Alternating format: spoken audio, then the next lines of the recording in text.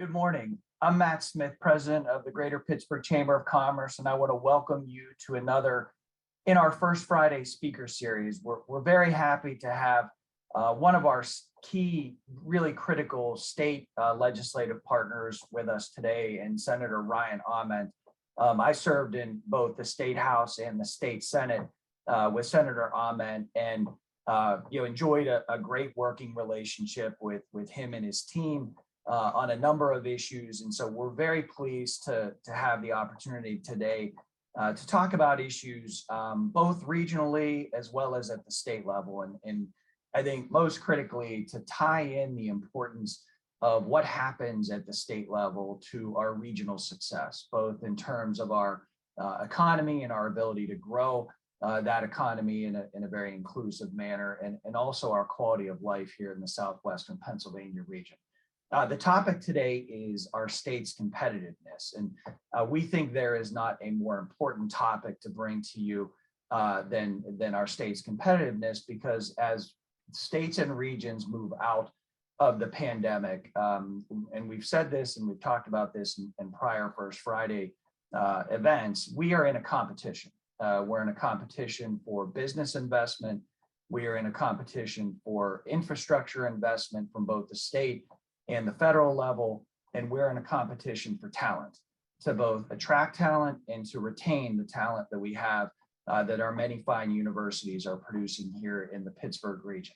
And so we think there are a lot of issues at the regional level, and as I said earlier, there are a number of issues at the state level that go directly to the heart of our ability to compete as a region in all of those areas.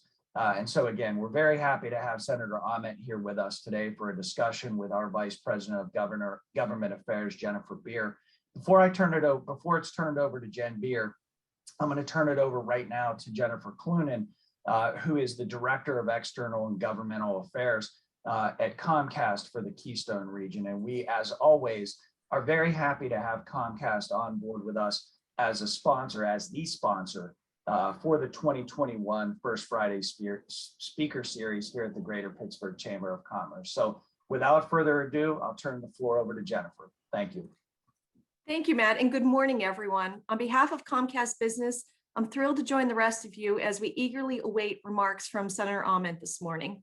The exchange of ideas and fostering of partnerships nurtured by the Greater Pittsburgh Chamber of Commerce, along with the leadership of the Allegheny Conference, are a key component of why our region is thriving, despite challenges that have impacted nearly every aspect of our lives over the past 18 months. Businesses of all sizes have had to adapt to changes that affected their business model, their budgets, and how they serve their customers during a time marked by unprecedented uncertainty. I think we can agree that small businesses have faced heightened challenges during quarantine living, learning, and earning. Comcast Business is offering a new mobile service designed to perform for small businesses. We're excited to make it available to our Comcast Business Internet customers. Let me highlight a few key components of it. It's built for speed on the most reliable network, plus nationwide 5G at no extra cost, with access to millions of secure Wi-Fi hotspots nationwide. Hey, mobile isn't just a way to stay in touch anymore. It's a portal to all of your business operations. It's built for agility. You can change data options or cancel at any time. You can mix and match unlimited and shared data options with up to 10 lines to save money and accommodate how your team works and grows. It's built for your budget. You only pay for the data you need with no line access fees, and 5G is included at no additional cost. And it's built for compatibility with all the best phones and tablets with no line access fees. And you can bring your own device and with no term contract required for mobile. Now think about that. Unlimited nationwide talk and text and up to 10 lines with no term contract required for mobile and no line access fees, and the mix and match options. I encourage you to stop in at one of our retail stores at East Liberty, North Fayette, Bridgeville, the South Hills, the Waterfront, Chippewa, and beyond to check out how you can begin saving money. Switching to another quick topic. If you've been on First Friday calls before, you've heard me talk about RISE. That's Comcast's $100 million diversity, equity, and inclusion initiative that helps qualifying small businesses owned by people of color receive consulting, media, and creative production services or technology upgrades from the Comcast business team. In this region, we've announced just last month our third round of RISE recipients, which included Big Tom's Barbershop in Pittsburgh's Hill District, Pittsburgh's Native Cuts and Styles in Wilkinsburg, the Faith, Hope, and Charity Community Rehab Center in Newcastle, and TT's Toy Box Daycare Center in McKees Rocks. We are so excited to begin working with these 4 local businesses, adding them to 10 others we've already begun working with. You'll see a chat, a link to about this and learn more. And I hope you'll check them out and give them your business too. With that, I'm going to toss it to my friend, Jen Beer, to get us started with the program. Thank you. Great. Thank you so much, Jennifer, and welcome everyone. I'm Jen Beer, Vice President of Government Affairs with the Pittsburgh Chamber, and we are so excited to have Senator Ryan Aument join us this morning for a conversation. We're going to do things just a tweak differently though this morning. I'm actually going to run through just a few brief slides because we thought this was a great opportunity with so many of our members on to make sure that you're briefed on what we are really working on, obviously, particularly at the state level, as Matt said, in terms of our economic competitiveness. And so we could just run through a few of the slides that I've been using to talk to our public officials on really our top policy priorities at the state level. So if you go to the first slide, this really kind of gets to sort of the overall crux of where we are now and why these issues are so important.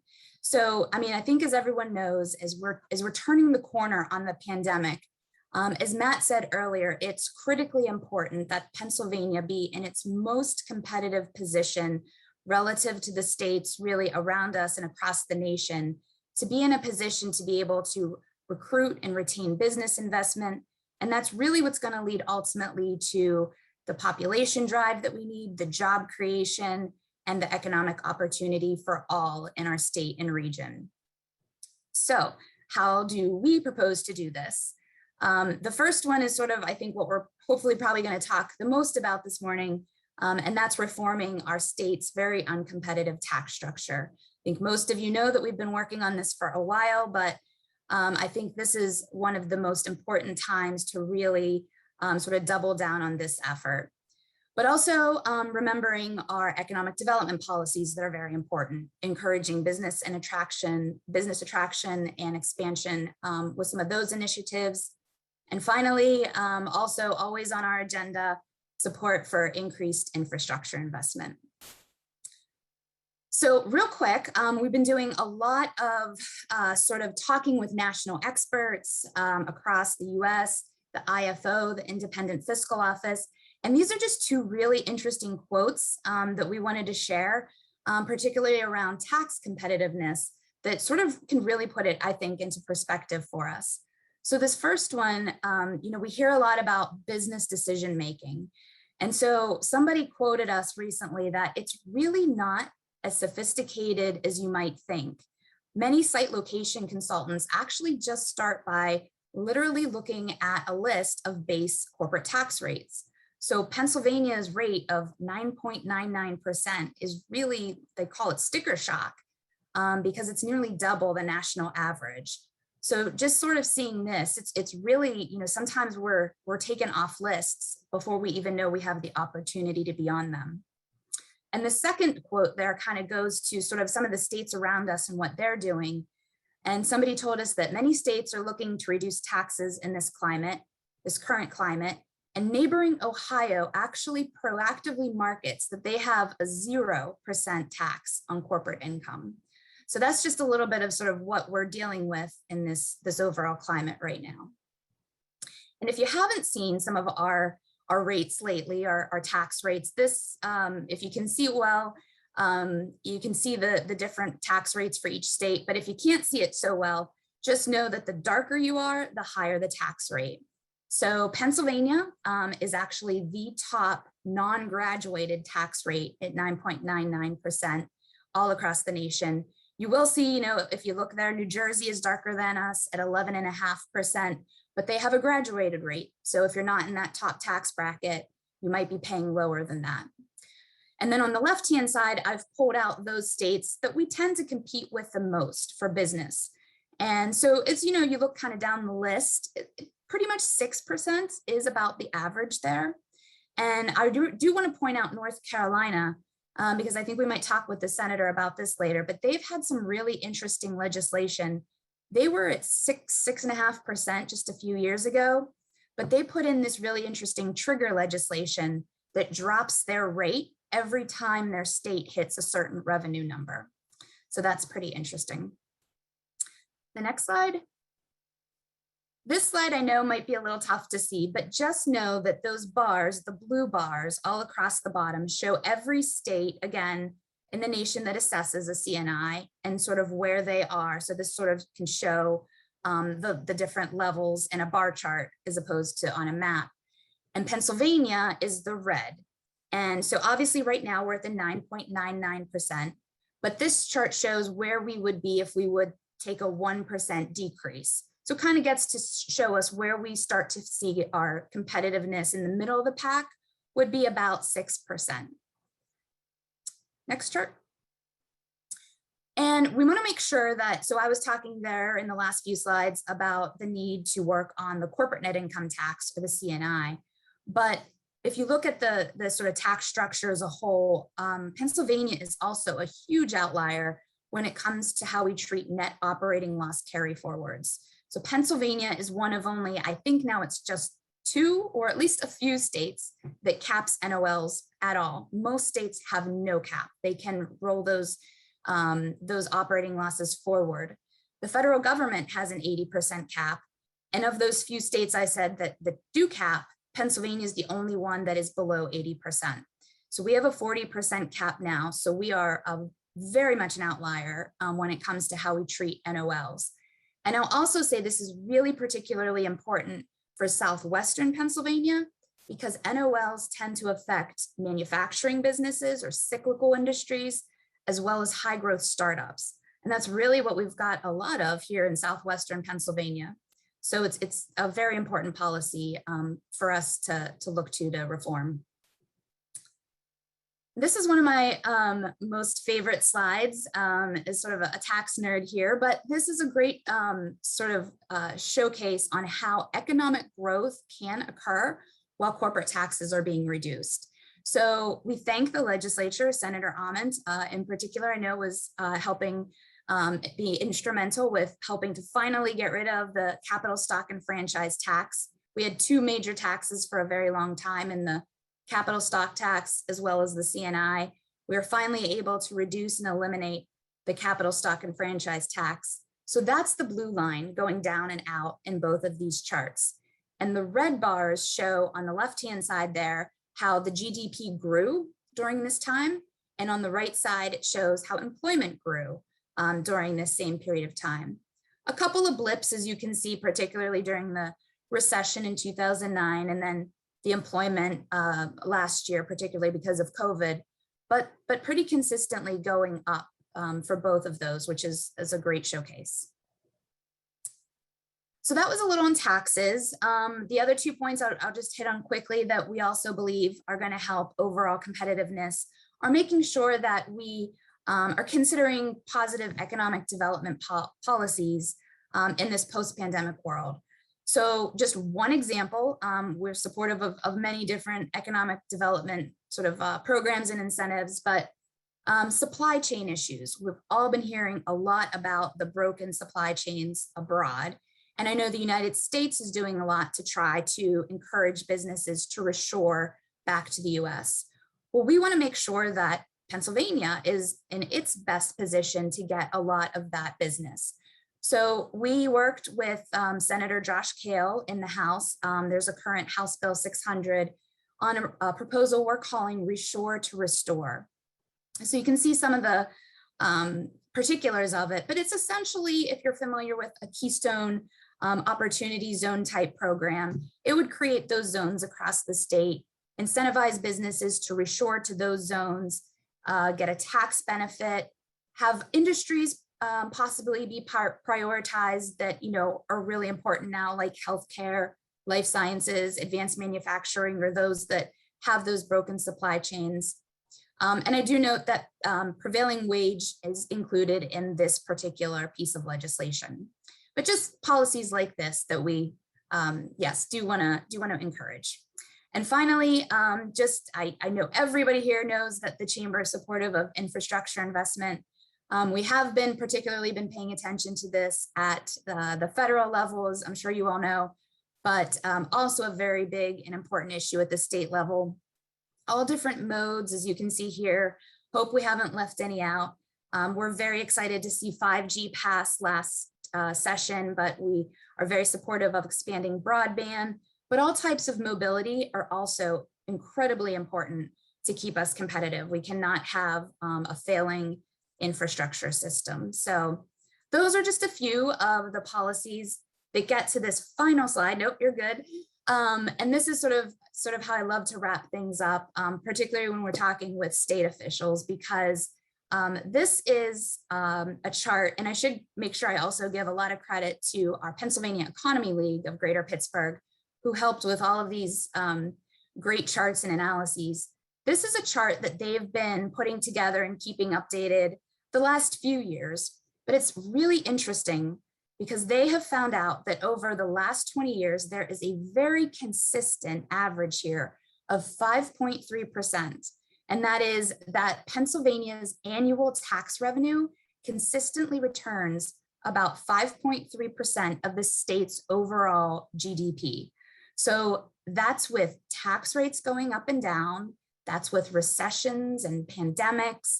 That amount of money is very, very consistent. So really this final bullet is what we love to end with, and that's saying sort of the best avenue, or really even in our minds, the only avenue for Harrisburg and the state to increase their revenue is to have these strong policies and programs in place that'll grow the overall GDP. So I will pause there. I am going to formally sort of give a little bit of a welcome and bring up Senator Aument here in a second. But before I formally introduce him, I do want to remind folks that you can put your questions in the Q&A. As always, we tend to get a lot, so I'll do my best to get to as many as we can. But hopefully, as soon as I bring up Senator Aument, we can have him say a few words and then talk hopefully a little bit more about some of these economic growth policies. But for those of you who do not know the senator, he is a member of the Senate leadership team. He's the Senate Republican Caucus Secretary. And before being elected to represent Northern Lancaster County in the 36th Senate District, Senator Aument served 2 terms in the State House. He previously chaired the Senate Education Committee and the Senate Communications and Technology Committee. And he also served as a captain in the United States Army during Operation Iraqi Freedom. He earned several awards there, including the Bronze Star. So thank you, Senator, for your service. He lives in Mount Joy, PA, with his wife and 2 children. And so, Senator, again, I welcome you to join us, turn on your camera, and we'd love if you could give us a Harrisburg update, talk a little bit about what you and your caucus are working on in terms of policy priorities, and then maybe we can dig into some of these economic competitiveness issues that I know you have been focused on. Absolutely. Thanks so much, Jen. You did a fantastic job setting the stage for what I think is just an exceptionally important conversation. And it is good to be with you. It's good to be back in Pittsburgh this morning, even virtually. Over the course of the last year and a half, I've made it a priority to schedule regular visits to Pittsburgh, typically every other month. And these visits have been of tremendous value to me. And I believe it's absolutely critical that our legislators in the State House and the State Senate look at issues through the lens of their statewide impact. And I want to express my gratitude to the Pittsburgh Chamber, to Jen, to your president, Matt Smith, not only for the invitation to join you this morning, but for being such a strong voice for economic opportunity in Pennsylvania. I visited with Matt on 2 recent visits to your city, and this perspective, our conversations, have helped shape much of what I want to discuss with you this morning. I speak to you during what I believe is a critical moment in the history of our Commonwealth. We have a clear choice to make. Either this Commonwealth will be an opportunity society where each and every resident is able to experience earned success and upward economic mobility, or we will continue to see talent and businesses go elsewhere. Either this Commonwealth will be the keystone state in 21st century America, or we will continue to lose congressional seats, electoral votes, and the national political influence that comes with it. In my view, Pennsylvania needs a clearer vision of how we can become economically competitive on a global scale. Unfortunately, during my time in the General Assembly, we have far too often been reactive rather than proactive in creating policies that clear the way for our residents to experience economic opportunity right here in Pennsylvania. We need to retain and we need to compete for new businesses and industry and the jobs they create. And we must be far more intentional about retaining and recruiting the talent needed to fill those jobs. First, I believe a redesign of Pennsylvania's education system is long overdue. While we have much to be proud of here in Pennsylvania, we also have a lot of room for progress. Our education system was in many respects designed for a bygone era and is no longer adequately preparing students well for today, let alone tomorrow. Our system simply is outdated and no longer serving students well, or teachers, administrators, and parents for that matter. Far too often during my time in the General Assembly, we have focused on how and where we teach rather than what we teach. And I believe it's time to change that conversation. We need a more forward-thinking approach. We need to better align the skills our children learn in school with the needs of the current and future job market. We need to address the student loan debt crisis instead of continuing to ignore it and hope it goes away. We need to control costs and make higher education more affordable and more accessible. And we need to tackle these issues from every angle to ensure that we're reforming our system in a holistic way that will enable our students to go on to enjoy fulfilling work, stable incomes, and lifelong careers here in Pennsylvania. However, we cannot reform our education system in this way without also exploring forward-thinking economic policy as well. Because once we implement policy to better prepare our students to meet the demands of the current and future job market, we want those job openings to be here in Pennsylvania. Therefore, we must also reward employers offering high-quality, well-paying careers to establish themselves in Pennsylvania, while simultaneously preparing our children to fulfill those jobs. This is how we make Pennsylvania more economically competitive, not just nationally, but internationally as well. Earlier this spring, I introduced Senate Resolution 144 that would create a bicameral, 18-month-long 2030 Commission on Education and Economic Competitiveness. The 2030 Commission would be tasked with creating a long-term vision for Pennsylvania's education system in 2030 and a specific legislative action plan for getting there. It will have the authority to study the challenges within the current system, learn from approaches to systematic redesign all over the world, and come up with innovative policy solutions that will enable educators and students to produce stronger economic outcomes. I've also been appointed to serve on the Higher Education Funding Commission, where my colleagues and I have begun work to consider the state's role in higher education funding through topics such as affordability, administration and operations, graduation and retention rates, student financial aid, job placement after graduation, entry-level wages, student loan debt, and the overall goal of higher education and higher education finance in Pennsylvania. In my view, my personal view, we should take steps to establish performance-based funding for institutions of higher education and focus state resources on students and programs in demand by Pennsylvania employers rather than simply funding institutions. Furthermore, if we are to restore Pennsylvania's economy following this pandemic, it's crucial that we seek to attract the next generation of college graduates to stay in Pennsylvania after earning their degree to help grow our tax base, involve themselves in the broader life of our communities, and stimulate our local economies. As such, we cannot ignore the student loan debt crisis, but we must address it in a fiscally responsible manner that serves the needs of students and taxpayers alike. This is critical if we want to help the next generation experience, earn success, and upward economic mobility here in Pennsylvania. To that end, I've reintroduced two bills to ease the strain of the student loan debt crisis on current students and graduates, while emphasizing the importance of personal responsibility and protecting taxpayers.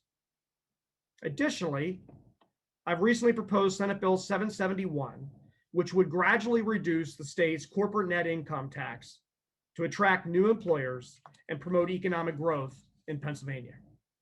As has been mentioned, Pennsylvania consistently ranks among the worst states for business, claiming one of the highest corporate net income tax rates in the country, second only to New Jersey. With Pennsylvania's current rate of 9.99%, we are at a tremendous competitive disadvantage compared to most of our neighboring states who boast of rates of around 6 to 6.5%. And if we're going to compete and if we're going to win, we should immediately phase in a reduction to 6.99% and establish performance-based benchmarks to reduce even further. We must take action to counter the population trend, incentivizing working professionals and families to move here, to stay here, and create economic opportunity for all our residents.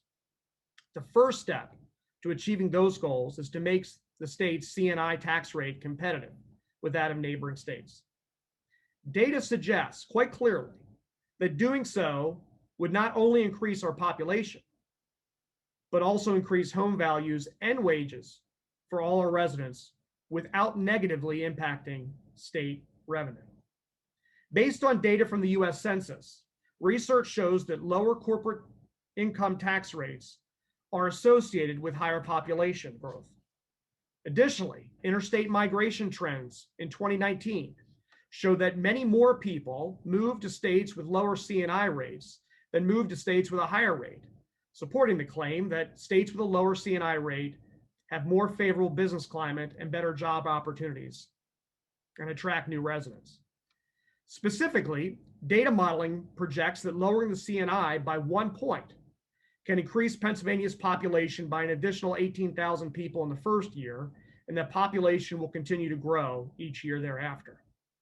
Bottom line, reducing the state's C&I rate would directly address our ongoing issues with outbound migration, while at the same time providing real, tangible benefits to those who reside here in Pennsylvania. In fact, lowering the state's C&I rate is associated with growth in home values. For the period between 2010 and 2020, data shows that 23 states with the lowest C&I rates experienced significant growth in the typical home value compared to 23 states with the highest C&I rate. But perhaps the most compelling argument to be made for lowering the C&I is the benefit it would provide to Pennsylvania's working families. Decades of research demonstrate that there is a direct correlation between lower C&I rates and higher wages for working class families. Unfortunately, far too often, when elected officials talk about lowering corporate taxes, many middle, lower class working families are skeptical that such a policy would benefit them. Though many believe that reducing corporate taxes would only help upper class CEOs and large corporations, the data clearly shows that this is false and that individual employees and their families would also benefit tremendously by enjoying higher wages. Specifically, research shows that a 1 percentage point decrease in the top marginal C&I tax rate would lead to a meaningful increase in workers' wages in our state based on annual mean wage in Pennsylvania in 2020. Despite all of the data showing the benefits of a competitive C&I rate, opponents usually claim that doing so would decrease state revenues, thereby negatively impacting many vital state programs funded through the collection of the C&I. However, states with the lowest C&I rates experienced 10% higher growth in state revenues from 2000 to 2020 compared to those states with a higher C&I rate. In summary, not only does the data show a strong connection between lower C&I rates and higher population, home values, and worker wages, but these goals are able to be achieved without impacting general fund revenue or raising taxes on Pennsylvania. In fact, I would argue it'll have a positive benefit on general fund revenue. By focusing these legislative efforts on Pennsylvania's economic competitiveness through a multifaceted approach that includes lowering our C&I tax rate, redesigning our K through 12 education system and higher education, creating a long-term vision for education, and addressing the student loan debt crisis and reforming the state's role in higher education funding, I'm hopeful that we can build a stronger Pennsylvania, a Pennsylvania where entrepreneurship, innovation, and economic opportunity can thrive. A Pennsylvania where each and every resident has the opportunity to experience earned success and upward economic mobility. And again, I want to express my thanks to the Pittsburgh Chamber, Jen, to Matt for inviting me to be part of this conversation this morning. I would invite anyone who's listening this morning, please know that I'm an email, a web contact, social media contact away, all at Senator Aument, the website senatoraument.com. You can track down my contact information, and I look forward to visiting Pittsburgh again soon, in person in the near future. Please don't hesitate to reach out. I would love to visit with you in person or tour your place of business. Thank you. Thank you so much, Senator. Those were great comments. And in fact, you almost sort of stole my first question. You dug so deep, but maybe we can sort of just have a little bit more of a conversation around it, because I was going to try to sort of elevate the fact and connect the dots that, you know, these tax issues affect so much more than just business, right? And you said that so well and provided so much data. You know, I was going to sort of connect it back to the recent census. I think you even mentioned that, you know, we're going to be losing a congressional seat. And so, you know, people come to PA, people stay in PA because of jobs, really. And so we need that climate to create more jobs, create good paying jobs. And so, you know, you mentioned your proposal, Senate Bill 771, and other proposals like it, that I think that's the ultimate goal, right? Is to really connect back to how this does affect literally everybody here in the state. So I don't know, any other thoughts about, you know, just, you know, changing the dialogue or making sure that, you know, we're really messaging it in a way that, like you said, this doesn't just affect, you know, corporations and business bottom line, but this really is the good policy for all in Pennsylvania. No, I think Pennsylvania, there's so much potential here in this state. The diversity of our economy, where we're located geographically, the strength of the energy industry that is here in Pennsylvania.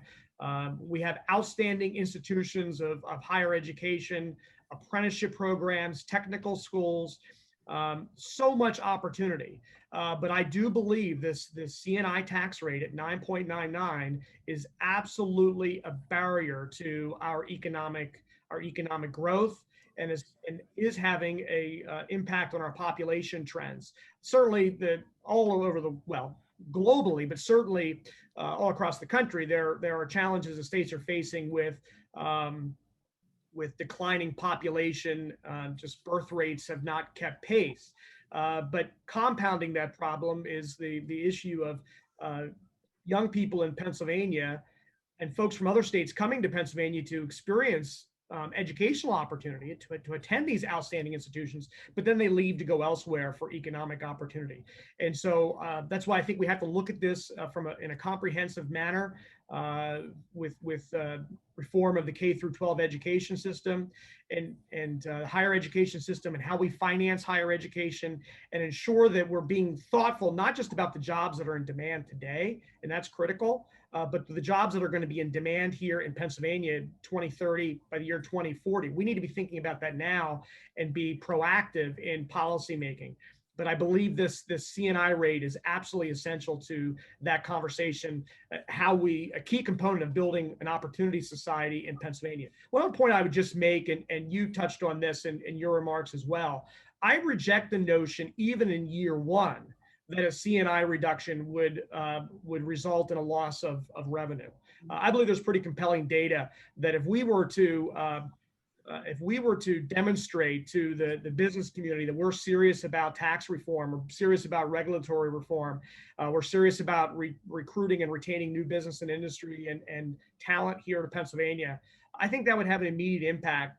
We begin a phase down. My proposal phases down over a 3-year period from 9.99 to 6.99, and then we have performance-based triggers. I think we have to reduce further. If we're really, as I've said, if we're really going to compete and win, I think we need to be more in the range of 4.99.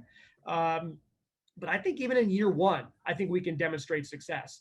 But I think we have a proposal that will give folks comfort that even if that were not the case in year 1, that it's a limited risk, but in some eyes it is a risk. It's worth the risk.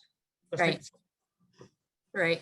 So if I could follow up on that bill in particular and timing, on your Senate Bill 771 or similar business climate reforms, is that something that's getting any momentum or being discussed in your caucus? Any potential movement in the near term, do you think? I think there's clear momentum here. Certainly as I travel around the state and I talk to the business community, from the engagement of the Pennsylvania Chamber, the Philadelphia Chamber, your advocacy of business groups all across the Commonwealth, this is consistently raised. The overall business climate generally and the C&I reduction specifically is raised in each and every meeting that I have. Continue to contact your members of the General Assembly, continue to engage with those folks you have a relationship with. But that certainly, as I talk to members of my caucus, from Senator Kim Ward, who's just doing a fantastic job as majority leader. Kim and I have discussed this at length, as has Senator Jay Corman, the president pro tempore, other members of my caucus. I think we're eager to have this conversation. My good friend Brian Cutler in the House, who's the speaker, Brian and I have talked extensively about really focusing our efforts on economic competitiveness in Pennsylvania. And so I do think there's momentum here. It's also worth pointing out that the governor in his most recent budget address highlighted the C&I reduction as part of his address. So I think there is an emerging bipartisan consensus on this issue. And so I'm going to do everything I can to focus my efforts, my energy, and the focus of and do everything I can to focus our caucus on this issue. It's good public policy, but as we go into the 2022 election cycle, I hate to ignore the politics of it. I think it's good politics as we go into the 2022 election cycle. I think any candidate for governor should have to make a compelling case as to, or should have to lay out a very clear vision for how we position Pennsylvania to win, to be competitive economically. Yeah, absolutely agree. There's a couple questions in the Q&A around education, and I know, as former chairman, and you made a lot of remarks already this morning about how it's all sort of interconnected, right? So first question regarding K through 12, saying that any change must start with how Pennsylvania funds schools. So any thoughts around school funding in K through 12 particularly? So it certainly can't be ignored. And I've long been an advocate and supporter of the work that the General Assembly did a number of years ago in a bipartisan way to establish the Basic Education Funding Commission and establishing the fair funding formula. In fact, that's been a model for me when I wrote the legislation to establish the Higher Education Funding Commission, that I do think a bipartisan consensus around a funding model is possible in higher education as it is in basic education. The challenge, of course, is how you drive new money, more dollars through the fair funding formula. I'm an advocate for doing that in a more aggressive manner. So we can't ignore that as part of the conversation. However, I also think that just solving the funding issues, the funding challenges alone, will not solve the problem. I think we have to look at the expenditure side of the ledger as well and give local school districts more flexibility with respect to mandates, state mandates, unfunded mandates in particular. And I certainly think that we need to look at a total redesign of the system, is what we're seeking to do with the 2030 Commission, and to do that in a bicameral, bipartisan way. Thank you. The second question around education is more focused on higher ed. So very encouraged to hear your comments regarding higher ed funding and the need to attract and retain more college grads. Given the sharp decline in PA high school grads that will intensify in the latter half of this decade, wondering if you'd support a national campaign to attract more high school grads to attend our very rich variety of colleges and universities. Yes, I'm all in for how we can attract students to come to from across the country to Pennsylvania. I think, for example, we ought to be thoughtful about offering state tuition, in-state tuition for certain for military children, for example, active duty military, to come here to Pennsylvania.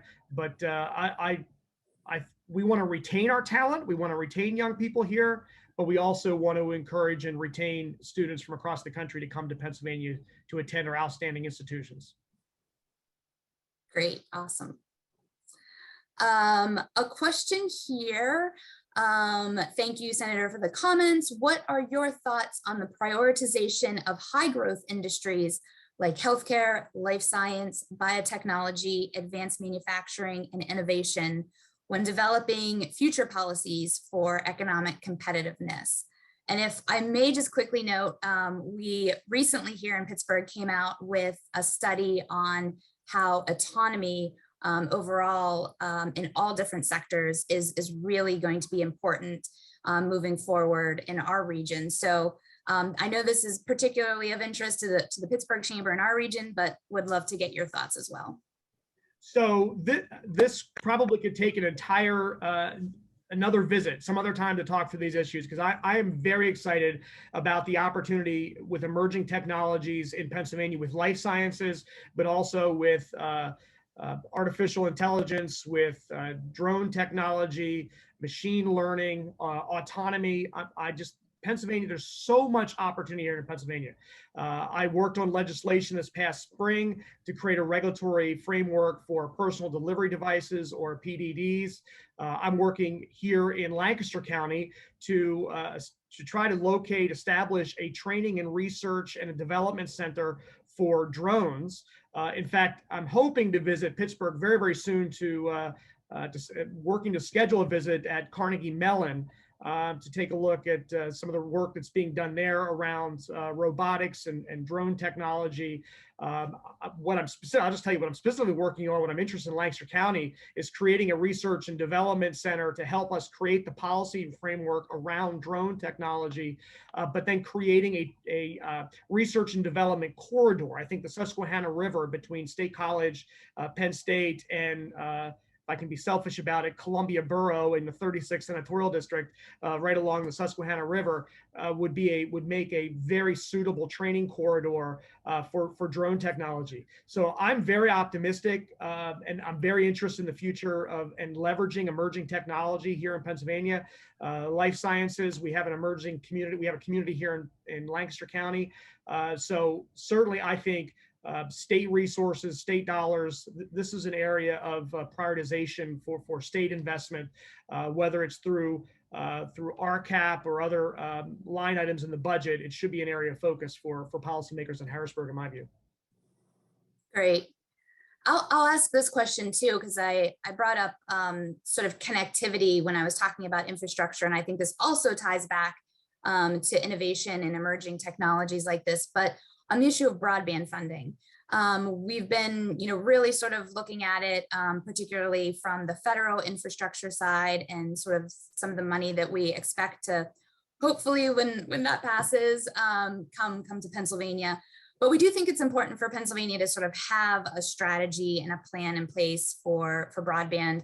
I know you have, as the legislature, have done a little bit in the past few years, but anything sort of either you or your caucus is working on in terms of thinking through the strategy, the implementation? I know equity is a big part of it, rural, urban, that sort of thing. Anything you can touch on around sort of the broadband issue? I know that's big for a lot of our members. No, it's a critical issue, and I think it should be a priority in infrastructure spending without question. Kristen Phillips Hill, my colleague from York County, who's the chair of the Senate Communications Technology Committee, I know is putting a lot of thought into this. I agree with you. There needs to be a mechanism in state government to help develop a comprehensive plan and to ensure that we're investing dollars appropriately and that there's not waste. One of the concerns that I've had was so much federal dollars coming in through the dollars that came in at the end of the Trump administration, as well as the rescue funds that have come in with the Biden administration, now a potential passage of a federal infrastructure bill. Want to make sure there's not a lot of, and then of course, money that has come into local school districts as well as local municipalities. Want to make sure that there is planning, there's coordination, and we have the technical expertise that's brought to bear, and then there's not waste of taxpayer resources. You recall a number of years ago, we saw the colossal waste in funding with the statewide radio network, and as we looked at for our emergency services personnel, and as we looked at that and analyzed that after the fact, there was not the technical expertise that was brought to the table, and there were government agencies that were not communicating particularly well. We weren't holding folks that held state contracts accountable. So I do think that we have to ensure that we have oversight in place and the working cooperatively between the General Assembly and the governor's office on developing a statewide comprehensive plan. So those are important priorities for me, but certainly it is something that my colleagues are taking very seriously, and Senator Kristen Phillips Hill with our Communications and Technology Committee, I know has been very engaged on that. Great. A question here about how and when you all might use the remaining American Rescue Plan Act dollars. I believe the last number I heard was either 2.5, 2.6 billion that the state still might have in reserve. Obviously, a lot of discussion I know around this, lots of ideas and timeframes being discussed, but any of your top priorities you'd like to share when it comes to how and when to distribute these remaining funds? I think it was a wise approach by the General Assembly to not spend all those dollars up front, not to rapidly spend those dollars, because it's very hard to predict what the economic situation is going to be as we go from this budget cycle to the next budget cycle and beyond. As we were working on the budget in May, June, we were very optimistic as we saw the vaccination rate climb quite rapidly, the infection rate declined, and then we got hit by the Delta variant. So we just don't know what the future holds as we respond to COVID. So I think that was wise. I have a lot of priorities. I have a long list of how I think those dollars can and should be spent. I would, quite frankly, I think there's an argument made that a portion of those dollars could be set aside to help offset the C&I reduction proposal. Again, I reject the notion that we're going to see a reduction in state revenue. Other states have pushed back a little more with the federal government more aggressively on utilizing some of those dollars for tax reduction. I think there's certainly an argument made that some of those dollars could be set aside as it's sort of insurance policy, if I can refer to it that way, against the C&I reduction in the first year. Again, I don't think it's necessary, but that would be something that I would take a close look at. I certainly think we have a lot of kids over the course of, you'll hear my passion for education come through here again. Over the last year and a half, young people had different experiences with respect to the quality of education throughout the pandemic. So it has highlighted tremendous inequity within the system. Some students had access to in-person learning throughout much of the pandemic. Many did not. Some students had access to high quality virtual instruction. Many did not. And so as we're coming out of COVID, we have young people that are going to need additional supports. I've been a supporter, and I know that this can be controversial in certain sectors. I've been a supporter of school choice, of education savings accounts. I would propose a pilot program, essentially just for students who need additional academic supports or health and safety supports through the life of the pandemic, and using some of those dollars. I think the infrastructure needs, there's a tremendous opportunity there in addition to the additional federal dollars that may come in. So yes, I have a long list, but I think the approach the General Assembly has taken was wise. Thank you. Got it. One other question I wanted to ask, kind of going back to some of the policies and programs under economic development, I guess you call them incentive programs, but Overall, we believe that there is a critical role for the state to play in investing in our economic growth efforts for regional development. And so I'll flag that we're paying close attention here at our chamber to the central business district of downtown Pittsburgh because we definitely understand that its success is critical to the success of our entire region. So I know I've talked to Philly about this. I'm guessing that Lancaster sort of might be, feeling the same pains from the pandemic. Just wondering if you're hearing from other cities, municipalities, regions, about any pain points that they've had or any sort of support, extra support they might need, or talk about any, state programs that might be sort of near and dear to your heart that you might feel need to be bolstered in this sort of short term. Well, certainly what I have heard, and I don't know if this goes directly to your question, but what I have heard over the last number of months and weeks, most from employers, the business community in Lancaster County, has been the challenge in finding employees. And so I do think there is an opportunity for the state to be thoughtful about public policy around encouraging full employment, bringing talent to Pennsylvania, retaining talent, ensuring that talent is appropriately employed in the jobs that match their skill set. But employers all across Lancaster County have been contacting me on a regular basis. They want to grow, they want to expand. There's tremendous opportunity, but they're unable to find employees, and they're offering exceptionally competitive wages. I'm sure it's in Western Pennsylvania as well, but I can't drive anywhere in Lancaster County without seeing signs, posting $18, $19, $20 an hour for open positions. So I do think there is certainly a state role in that, matching talent, matching employees with employers. I do believe, and again, forgive me if I'm not going directly hard to your question, but as you were talking, it just sort of reminded me about we have a number of tax credit programs that I think have proven have demonstrated a real return on investment. So I do believe there is a role for government, there is a role for state government to incentivize and encourage economic activity, but we need to be constantly looking at what that return on investment is. I'll just talk about one that is near dear to my heart, that you may not be aware that is bringing economic benefit to the Pittsburgh region, but it certainly is. Back in 2017, I worked on legislation to establish the concert and rehearsal tax credit. I don't believe that's the formal name of it. That was in the legislation. But what the tax credit essentially did was encourage live performances, live performers to come here to Pennsylvania to purchase goods and services to rehearse here in Pennsylvania. We have a large rehearsal studio on our Rock Lidditz campus. And if you're ever in Lancaster County, you need to come visit. I'd love to give you a tour of the Rock Lidditz campus. Where folks who do the sound, do the staging, do the lighting, do all the work around the concert industry. And then the artists, Lady Gaga, Taylor Swift, whomever, a lot of the big names you're all familiar with, come here to Lancaster County to rehearse here. But what the tax credit, in addition to encouraging that type of investment, what it did is we required that these performances go on tour in Pennsylvania. They have to hit a large market city, such as Philadelphia or Pittsburgh, as well as smaller markets. And there's obviously a tremendous ripple effect.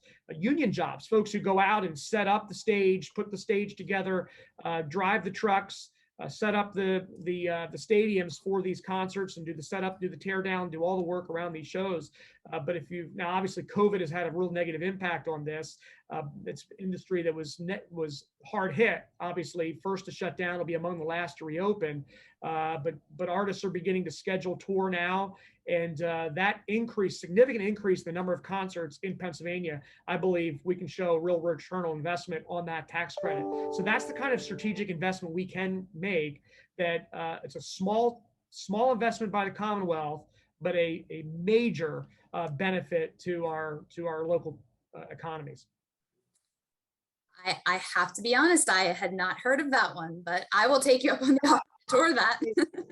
Lancaster, Northern Lancaster County is a wonderful place to visit. We're not too far away, but if you're in Lidditz, Pennsylvania, it's remarkable. Up to a couple years ago, most folks in Lancaster, Pennsylvania had no idea. It's just this large rehearsal studio in the middle of a cornfield in Northern Lancaster County. So we have to have you out. You need to come visit. Awesome. I will do it. Well, we only have like 2 minutes left. I want to be mindful of everyone's time, and especially your senator. We so greatly appreciate you being here with us. I hope next time we can definitely do this in person. But before we close, any final comments that you'd like to make, or any last remarks? Well, thank you so much again for having me. Again, I look forward to an in-person visit in the very near future. I do try to schedule visits to the western part of the state, to Pittsburgh, every other month. So I will be out. I would love to visit with anyone who would like an in-person visit or tour your place of business. But please do, if you have feedback, anything I've discussed with you here this morning, any additional thoughts, ideas you have, please know I'm an email, I'm a phone call away. Go to my website at senatoraument.com. You can track down my contact information. I'm fairly active on social media, Facebook, Instagram, and Twitter, all at Senator Aument. You can track me down there. But thank you so much for the time this morning. And this is a conversation I'm really eager to lead within our caucus and the General Assembly. Yeah, no, thank you again, you. And I also want to give a shout out to your staff, because you've got a really great team that I've been working with the past few months. And so I think between all of us, really look forward to working on particularly the CNI bill, but a lot of these issues with you and your team moving forward. So thank you again. Thank you. And thank you one last time to Comcast Business for their generous support of our First Friday program. To all of our attendees, thank you for joining us today. We'll be back in 2 weeks. So no First Friday next week, but in 2 weeks, please join us for a regional panel discussion with some of our county commissioners.